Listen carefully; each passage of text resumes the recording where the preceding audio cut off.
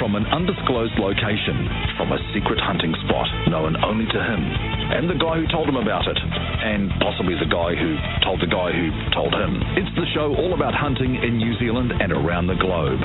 This is The Hunting Show. Now here's your host, Stephen Spargo. Last night I went into Kiko Road. First time ever I've gone into that end of the Kaimana, as it's just a little bit back from Turangi and about 30 minutes past Taupo, where you turn off down that road. We went around the loop track, if anyone knows it, and then off the end by about 25 minutes. Didn't see a lot of sign. Quite surprised. I'd been given all sorts of tips and a couple of X's on maps where to go and what to look for, and really didn't see much.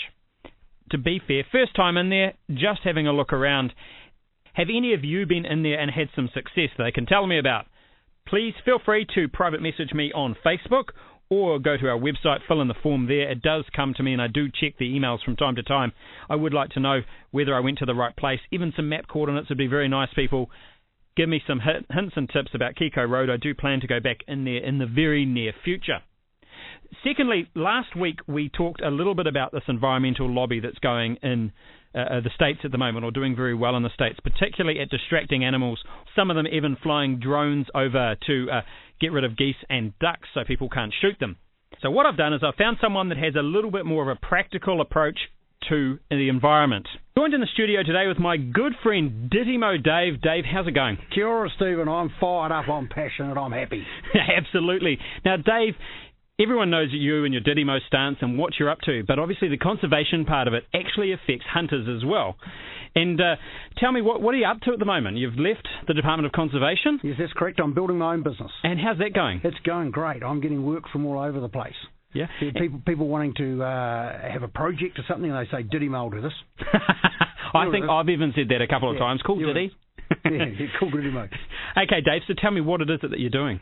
Well, I'm involved still right across the board, really, in conservation, Stephen, and still doing some contract work for Horizons Regional Council. Yep. And looking to stop the movement of any Didymo cells or freshwater pests around the central North Island.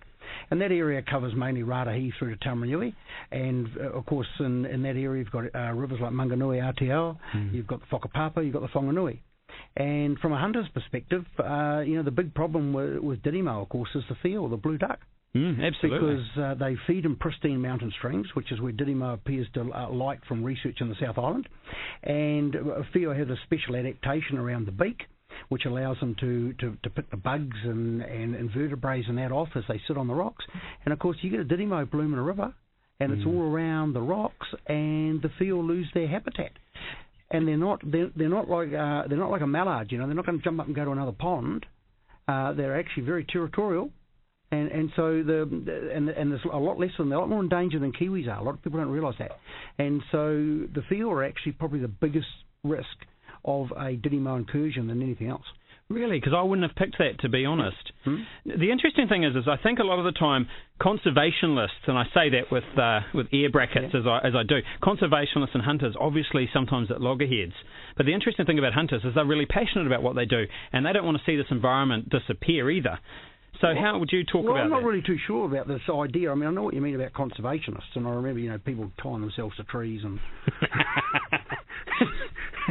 and all that sort of thing. And burning bras. You got it. Nothing better than a good bra burning, Dave. I'm far way away from that. I mean, if you really want to know, I'll lay it on the line. Old Bill has traditionally been a pretty much of a right-wing voter.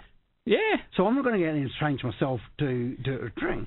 But here's a statistic, for instance. The Forest and Bird have put out that the estimation in New Zealand is that 30 million native birds attempt to breed each year.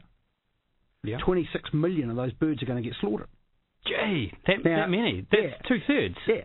26 million out of 30. Now, you take 26 million and divide it by the number of days, and you come up with 71,000 birds a day. Now, I'm not too comfortable putting my head on a pillow at night and going to sleep knowing that 71,000 birds are going to get slaughtered while I'm having a good night's snooze. That's shocking. I never would have picked that, to be fair. I don't like that. Not in this country. No. But that's what's actually happening. That's the number. That's the amount of predation, and of course hunters are out there, in this environment where there are, beautiful native birds, and you just got to look at the efforts that have gone in down the Whakapapa River, well done on to that protecting the native birds, protecting the field down there, and in other places as well. My son Simon, he's a hunter, and he recently spent some time on Stewart Island. Fantastic. Now, he had a great time down there, okay?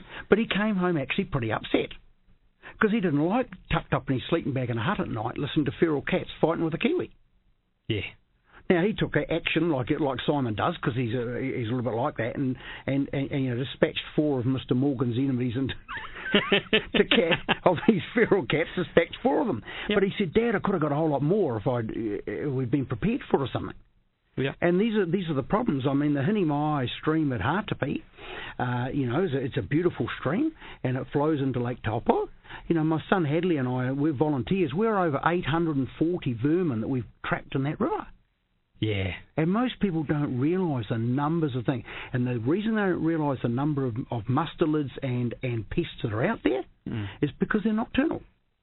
So while we're tucked up in bed, sucking our thumbs and wetting our pants and having a good night sleep like the baby does. I haven't wet my pants for a long time, Dave. I just thought I'd put that out there. Sleep like a baby. Yep. These birds are getting slaughtered. And there's a lot of things that hunters and people can actually do. I mean, number one is don't feed the little suckers. If somebody goes down the highway and throws a McDonald's bag out the window with or a fast food takeaway bag out the window, during the night time, something's going to come out of the bush and have a good scoff on it. And it's going to be those vermin, isn't it? Yeah, so I tell all the young ones that I talk to at schools and that, I say, listen, you want to give the rat a bad headache? You want to really get up his nose? Put your rubbish in the bin, starve the little critter. So it's all that simple stuff, isn't it, Dave? It's just simple.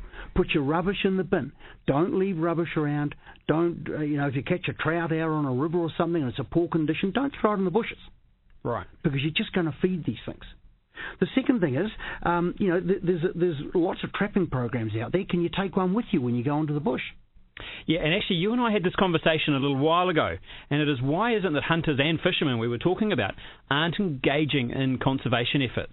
And I had a theory. Yes, go. And my theory is they've never been asked. Yes. I think hunters and fishermen, and I know this from my peers, and I'm probably a little bit more vocal than most, but my peers won't get involved with conservation efforts because they're scared it's going to put them in the limelight and their environment or where they go or their passion or their hobby is going to be taken away from them. So it's a lot easier just to go out, do their thing on the quiet and come back out. They're not doing anything illegal. No. They want to slide under the radar a little bit and not get that publicity. And that's fine. And we can help them do that. They don't have to be out in newspapers or on radios like I seem to end up doing. We're quite happy to help them do that, all right? The third thing I'd encourage hunters to do is to have a real think about the Seeker Show, which is in Taupo. Great show. Great show. Right. Now, for various reasons, the organisers decided that the juniors program this year will be based on tails. Tails of rats, stoats, weasels, ferrets, or anything that's affecting our native bird life. Okay? Mm-hmm. So these young kids, young people, they can come up with a whole pile of tails and bring them into the Seeker Show and get a prize. It's not based on the most, it's not based on the biggest, it's not the smelliest, it's just based on effort. Right. So I know young people here in Taupo, and what they're doing at the moment is they're running up and down the street trying to get all the mice. It's cold, it's wet, the mice are coming inside, people are trapping mice, and they're running up and down the street trying to get all the tails off the neighbours to bring them to the Seeker Show. Fantastic idea. Again, really simple. Yeah, the Te Aora Waitanui team that you're familiar with, the young ones working on the Waitanui, I mean, they've got a whole container of tails. And I say to these young ones, I said, look, get a plastic container, put a note on the top says "Don't open, Mum," and put the tails in, stick it in the freezer.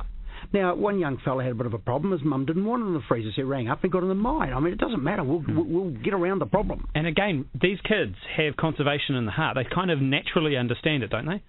They're engaged more than a lot of people my age. I mean, I'm 54. A lot of people my age and older, they're much more engaged. They're much more keener. I mean, sometimes on the Hinimai stream, at times on Easter times and that, I'm like the Pied Piper running around checking traps with half a dozen of these kids behind me going, kill them! They're right into it. And we had an Enviro Schools Day here in Taupo a couple of weeks ago, and organised by Waikato Regional Council, and there's a whole lot of different organisations here. And these young ones are fantastic. And they naturally get it. Yeah. Now, the other thing we do is that most people with vermin, when you see a taxidermied one, the only thing you're actually doing is you're only engaging with sight. You're not engaging with the other four senses. Now, obviously, you don't want to taste it. Okay. Well, I've tasted some things I probably shouldn't have. So obviously you don't want to taste a stoat, and you don't want to, and you're not going to hear the noise because it's dead. But I've got a stack of these things in my freezer.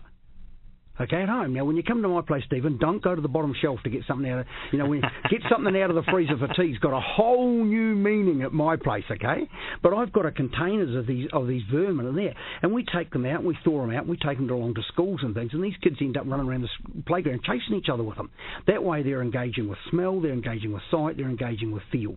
And they get a far greater feel for what these vermin are actually like.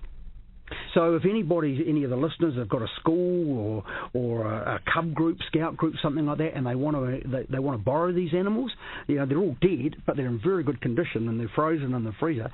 Give us a ring, get hold of us. Yeah, interesting that my scout group got involved with your program, making traps. That's correct. And the great thing about that is, like, I come from a marketing background. I'm a keen hunter, but marketing's my daytime job, and we always talk about engagement and activation, and touching, feeling, smelling, doing. And that's exactly what you were doing. And again, kids do it naturally. Build a trap, here's some screwdrivers, here's a bit of wood, and all of a sudden you've got this trap that pops out the other end. And one, it gets them in the bush.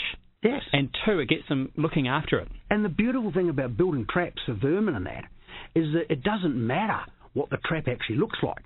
No, it's a fantastic chance for someone to bang some nails in and put some screws and some bits of timber. And if it's all skew-if and cockeyed, and who cares? The rat doesn't care and the queen ain't coming to have a look. So it doesn't matter. Yep. And some of these young guys I mentioned from Te Awa o Waitanui, they've built quite a few of these, and their skill with hand tools is getting better and better. And what a better way, my son and I, when we were starting up the Didymo project, we built most of the traps ourselves, trap boxes ourselves. And we sat on the floor at nights, and I listened to some crazy music that he wanted to listen to, and sat on the floor and talked and built trap boxes. I mean, how's that for engaging with a young one? Yeah, and do you think that, because there's a lot of fathers, and we know from the New Zealand Women's Hunters Association, one of our most popular shows ever, there's a lot of mothers out there that are keen hunters, and you think they could build traps with their children? Or Absolutely. Yeah? Absolutely. And I'm sure the plans are available online, surely. Well, they are, but we normally come along and help them and with the timber and things like that, and we try and get a bit of sponsorship here and there.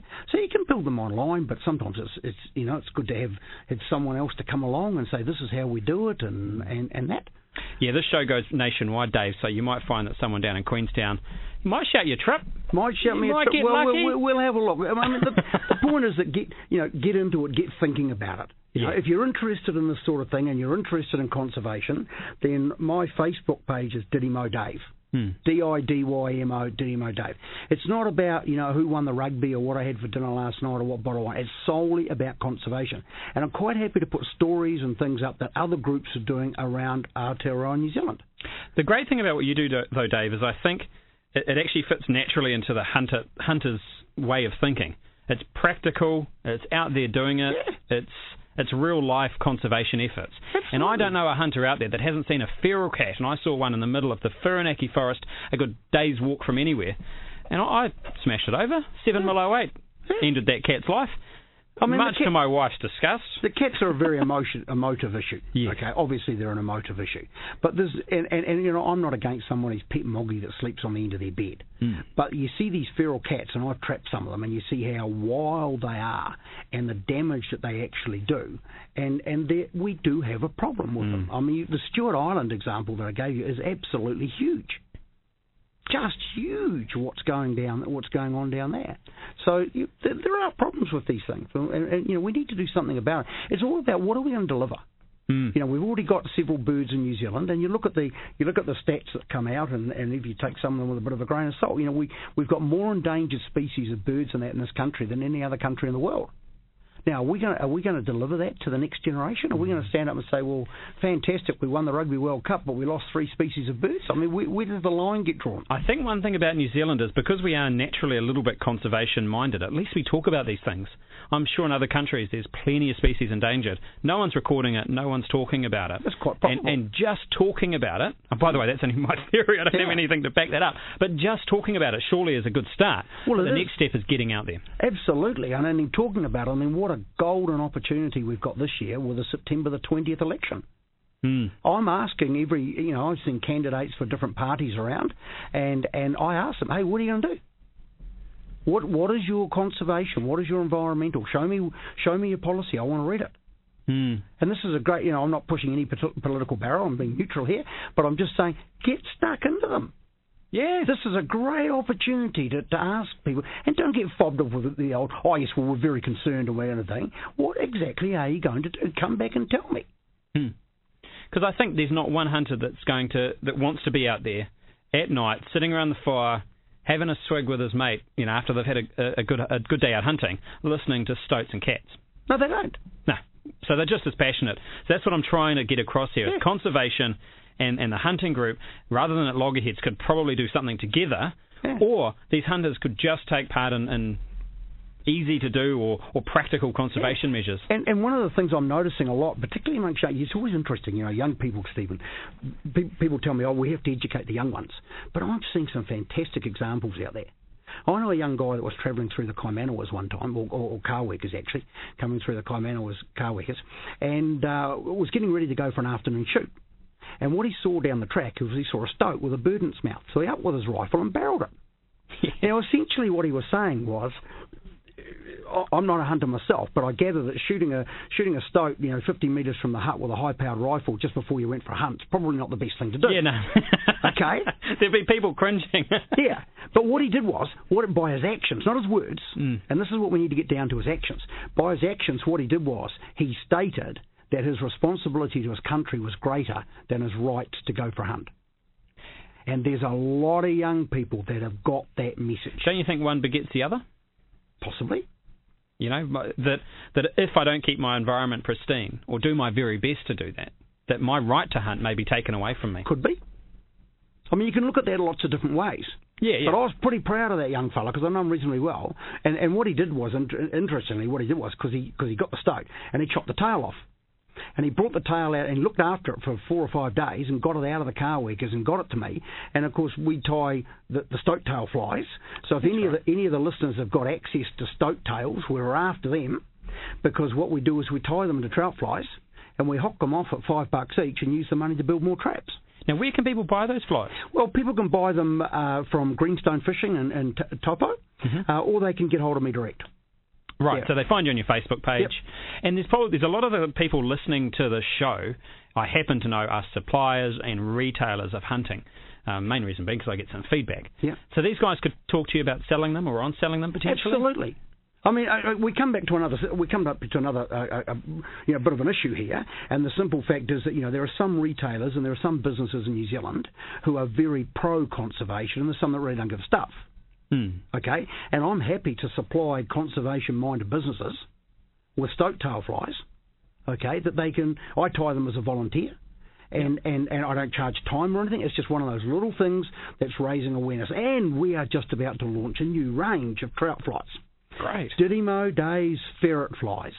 Now, these stink, Stephen, like you've got no idea, and it's probably a very good reason why I live on my own. Cause I've got some other theories, Dave, but we'll leave it. No woman in their right mind is going to want anything to do with some bloke that plays around, but it's all about these things. The other thing, of course, is that these guys, while you're out there and you're hunting and you're lying in your sleeping bag at night, how about just mentally taking 5 minutes and spending 5 minutes on your sleeping bag going, what ideas have I got? Because someone out there has to have an absolute gem of an idea that people around Aotearoa New Zealand can use to promote conservation. You're sitting on it. We want those ideas. I think that the interesting thing about hunters, and fishermen for that matter, although the show doesn't really aim for them, is that these guys are out there. They're stepping on ground that almost no one steps on. That's correct. And they're seeing the results of this stuff. And you talk to any hunter, and they'll tell you the stories about the stoats, the cats. Cats particularly for some reason. Not sure why we hear so many stories about feral cats, but they're telling you the stories about these things. That's right. And they're seeing it. So one of them's got to have an idea. Yeah, they've got to have an idea. What can we do? The other thing, of course, is land weeds. I mean, if you start to look around the edges of lakes and where hunters might hunt and rivers and things like that, you're going to find that the invasion of land weeds in New Zealand is just huge. I mean, the Hinemoia River Valley, my son and I, we personally killed over 1,000 buddleia trees in that river. And you're going on the road and from Rainbow Mountain into Waikaremoana and look at the land weeds that are all over the place. And I've just spent some time on offshore islands in the Hauraki Gulf, and I know that's where you don't go hunting, but it's the same problem all over. There are land weeds all over. So get up to date with what a land weed is. Which ones are you looking for? And you might be an hour into the bush because they're dispersed by birds, and a lot of them are dispersed by wind. You could be an hour in the bush and see a seedling. Yeah. And you just pull it out of the ground, and that could be, that you could stop an infestation of a honeysuckle or something like that into that area. So land weeds are a big thing that we're not talking enough about. And they're everywhere. They are. Yeah, I see them all over the place. A friend of mine's actually into botany. Yes. And one thing I find fascinating about him is you can be standing by the side of the road waiting for your ride, and he'll actually pick out enough leaves and bits and pieces, most of it native, and he'll make a salad.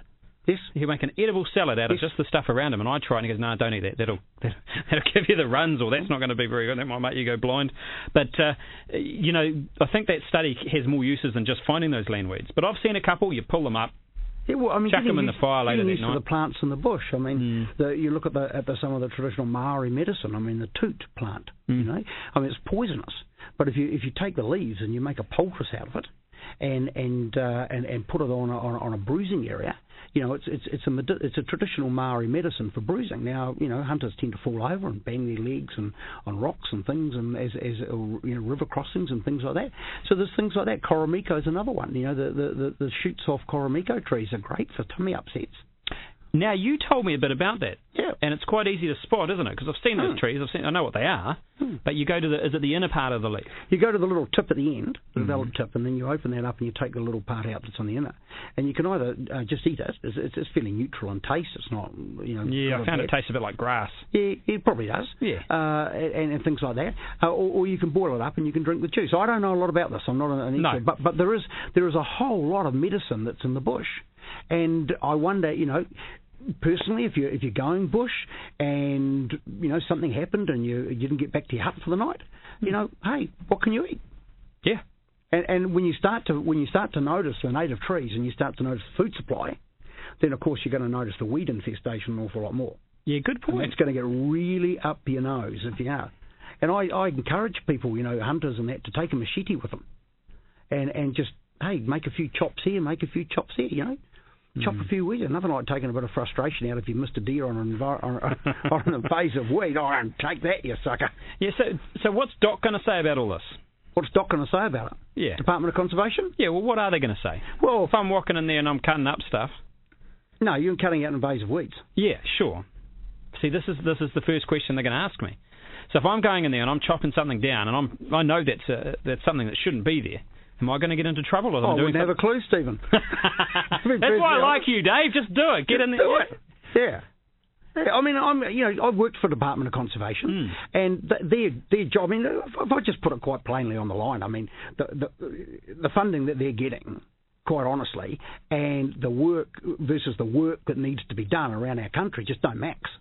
Yeah, we're not having a go at Doc here. Let's make that real clear. Certainly not. I'm not making a Doc. I'm just saying, but what we're saying is a lot of people are going, Doc should do this and Doc should do that. The funding that the Department of Conservation is getting versus the quantity of work that needs to be done, it just doesn't match. The other thing, I suppose, is a lot of hunters are on private land. Yeah. And Doc don't go in there. So it's a chance to get rid of some of that. Yeah. That dodgy stuff. I mean, you do need spreading around. You do need a permit from the Department of Conservation to trap on their land. If you're trapping rats, stoats, or weasels and things like that, you do need a permit. I guess, it wouldn't hurt to ring them up and say, hey, listen, I know what these invasive weeds are. If I see any, can I chop them out? I mean, work with them. I'm not suggesting you go in there and do a whole lot of stuff that you shouldn't be doing, by any means. I wouldn't do that, Stephen. No, Dave, no, never you. But I guess what I'm saying is, no one cares for an area or an environment better than the person that has that area in their heart. And a lot of hunters have areas where they're pretty passionate about this particular valley or this particular area. I think one of the other fears might be, and I'm not going to make any accusations here, but a lot of hunters have huts that Doc don't know about, and places that Do they really? Yes, funnily enough. Right, eh? Yes, I don't know anything about any of those. No, I wouldn't know anything about it. No. I certainly wouldn't know about the one my son. My son doesn't have one. He has a lean-to. Right. It's just a different description, Steve. Yeah, but these things are out there, and I think some of the guys, I think they look after the area around them quite well, because they don't want rats and stuff in there. But they're also worried that Doc's going to come in and smack them over, which happens from time to time. Yeah, one of the things that I think a lot to come back to is, I was 48 when a rat ate my lunch on the riverbank one day when I was fishing on the Hinimai. And that's how I found out that rats and stoats were there, and our trapping program went from there. Right. And before that, before I was living in here, I was a dairy farmer on the Hauraki Plains. And the guy next door to us used to release young used to release pheasant chicks. And, for 7 years I lived there. Why did he do that? We just wanted to improve the population of pheasants. Yeah. And for 7 years I lived there, and we never did any trapping because I wasn't aware. So when I talk about ignorance amongst people, hey, I'm putting my hand up here and saying that I was 48 before I became aware of the vermin problem that's in New Zealand. So there's got to be a lot of other people out there that are going, we didn't know this. Now that doesn't mean to say that they're conservation ignorant or anything. They're just unaware. And there's a huge potential amongst those people to actually get them to do something. And also great practice for kids. Absolutely. I mean, we had a young lady, for instance, come down and stay with us here in Taupo for a couple of days, and she went home and organised a clean-up of a stream in the North Shore in Auckland as a result of what she'd learned. But before that, she didn't really know. Absolutely. Yes. So there's a huge amount of learning to be done. And a lot of education, and if we can help in that, I mean, I'm only a volunteer, all right, but I'm in boots and all, man. Yep. We're going to rock and roll in the next few years in New Zealand, because there's just people coming out of the woodwork everywhere, going, we're not going to put up with this. That's fantastic. Now, what I'm going to do, Dave, is in the comments section of this podcast, if you scroll down just a little bit, I'm going to put a link to your Facebook page. Okay. And some other websites that I find that are a bit relevant to your cause. For sure. And, Dave, thank you so much. You're always Very easy welcome. to get hold of, and you always come in as soon as I ask. Yes, and that's great. and all to the hunters, hey, guys, have a great rule. Absolutely. Go for it out there. Be safe. Look after one another. Look after the country. I've been looking a little bit around the NZ Hunting and Shooting Forum, and you guys have been great. I've actually set up a profile on there, The Hunting Show, and you've welcomed me with open arms, or whatever you do on a forum. And I'd like to say thank you very much for your ideas for the show. Most of those we are going to get to at some point. We've got a long way to go, and it's great to have your feedback. Second of all, remember to be rewarded for being active. If you email us, give us feedback, or use our Facebook page, or share it, or give it to anyone else, or even send me some photos, I'm going to pick someone every month, and thanks to Gerber, we're going to reward someone. Again, be safe out there.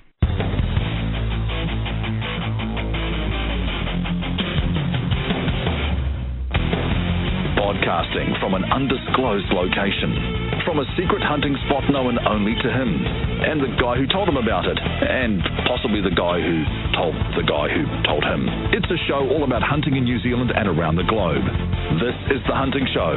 Find The Hunting Show on Facebook and Twitter for up-to-date information on upcoming shows and topics.